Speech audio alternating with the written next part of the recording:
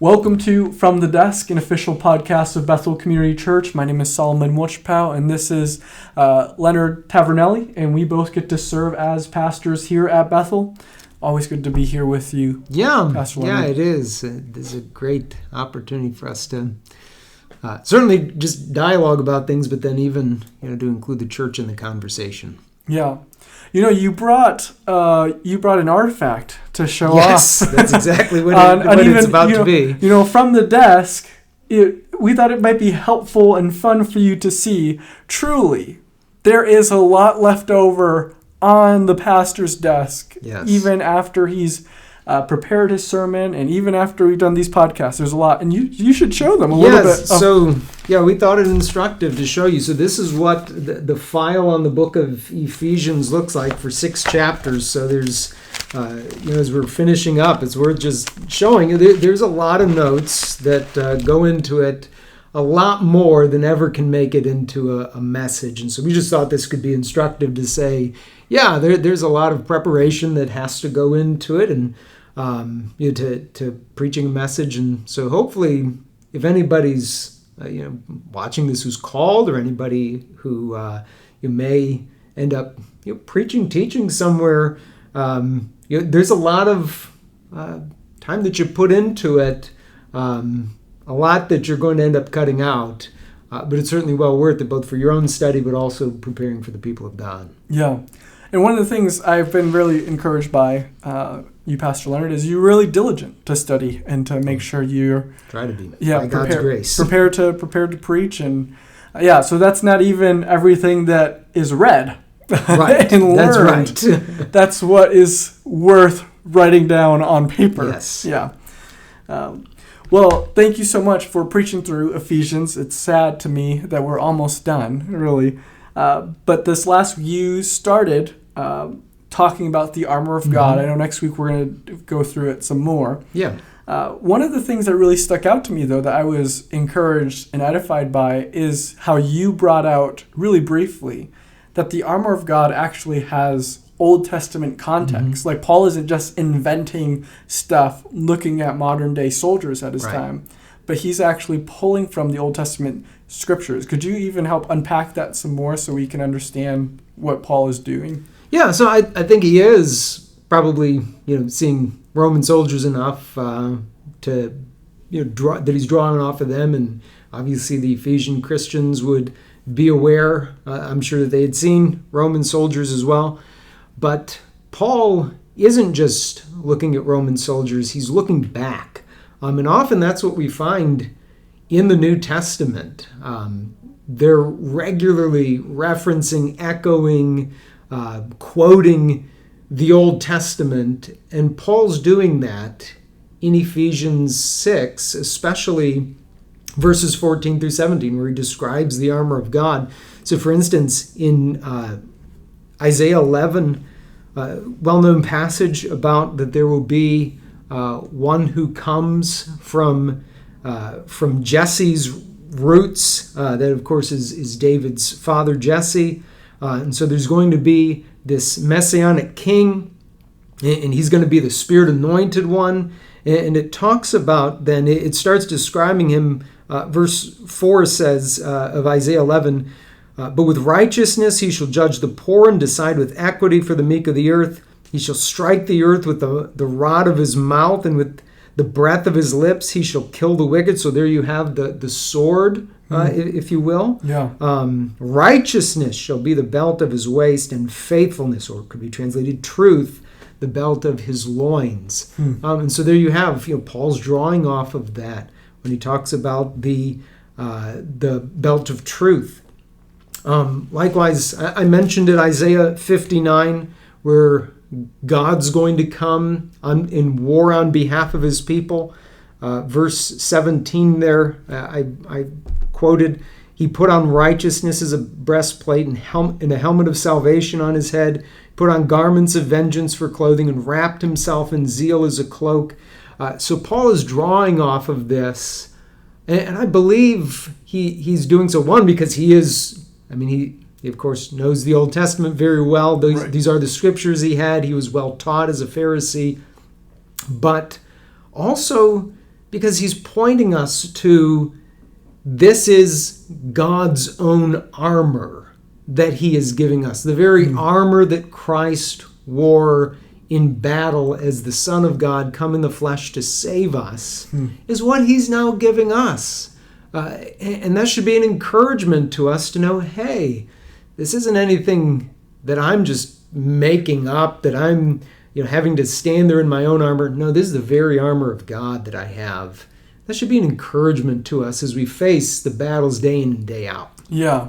I think that's really important there's so many layers of beauty in even hearing how Paul is reading the Old Testament, reflecting on it, and for us to know what we are getting to put on, so to speak, is the very same thing that Jesus has. It's Messianic armor, right, and weapons.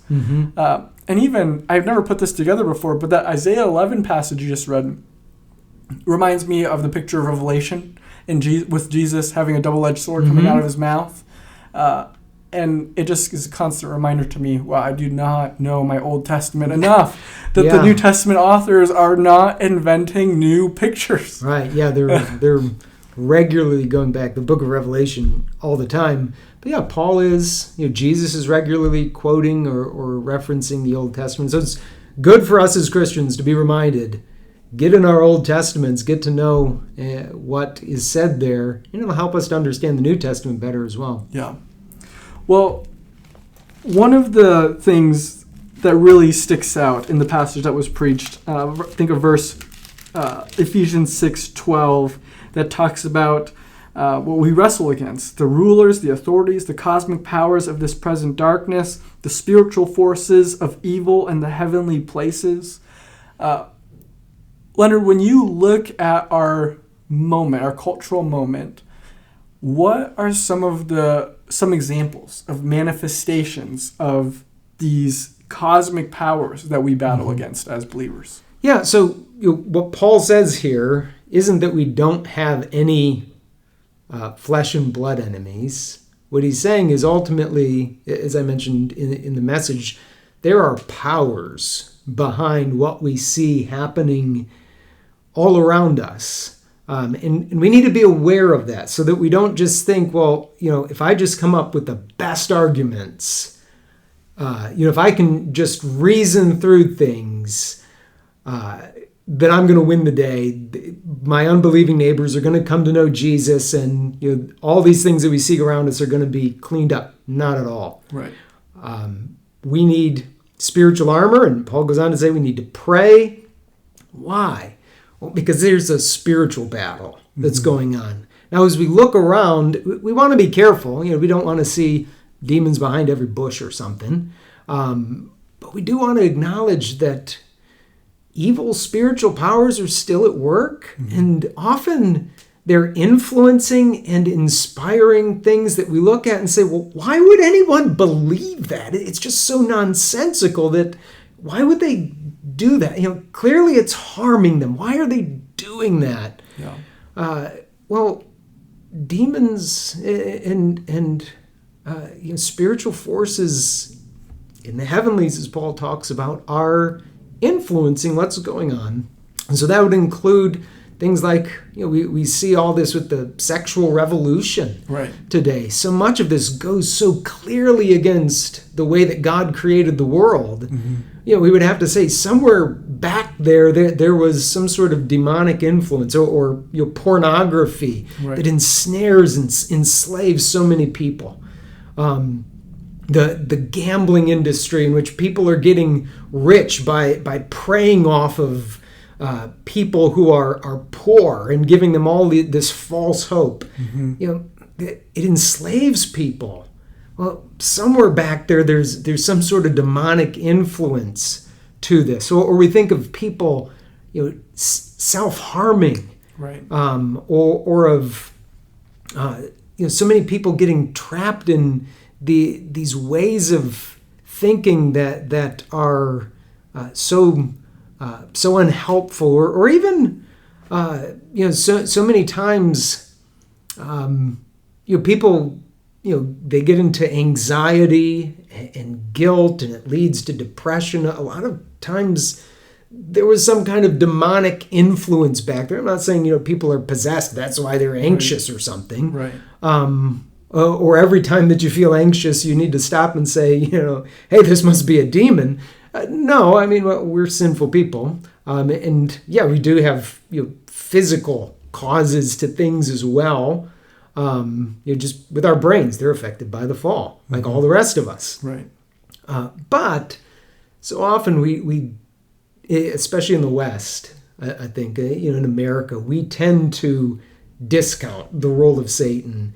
But we've got to be careful that we acknowledge, hey, there's often spiritual influences here. Any that you have that come to mind? Yeah, I mean, I think especially, in our technological age and talking and working with, youth and young people a lot, it's often been said that we live in one of the most connected ages. We can call someone across the world, just with a click of a button.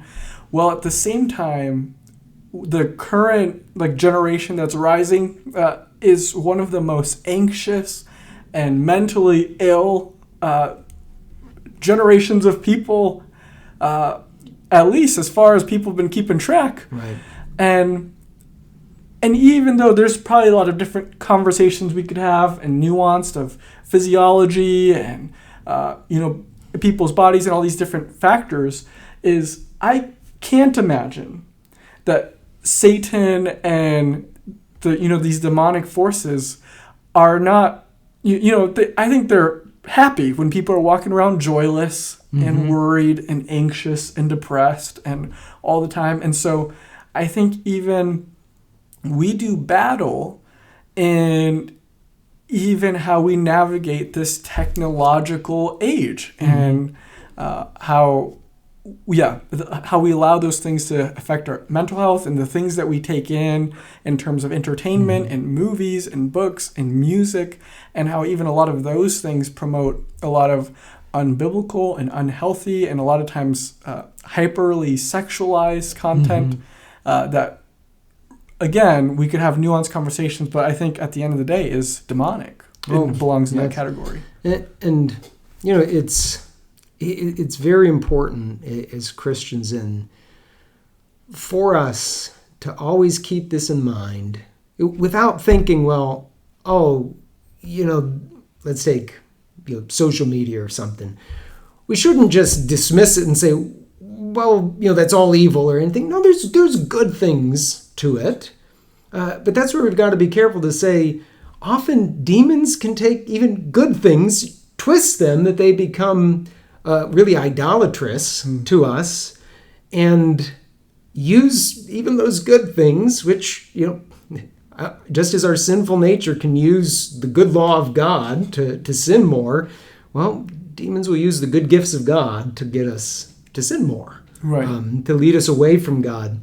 So we've got to be careful and take that into account. And certainly, you remember that when we're talking with others, remember it in our own lives, and remember that the battle belongs to the Lord. Yeah, which, speaking of, we sang that song this past Sunday. Could you help us, again, frame for us that song in light of the rest of the worship gathering this last Sunday? Yeah, so we started out singing the Phil Wickham song, Battle Belongs, and it, of course, fit because that's what we're talking about is our spiritual battle. And I think it set the tempo for what we were talking about very well, in that sense that, we need to acknowledge it's not ultimately our battle, it's God's battle.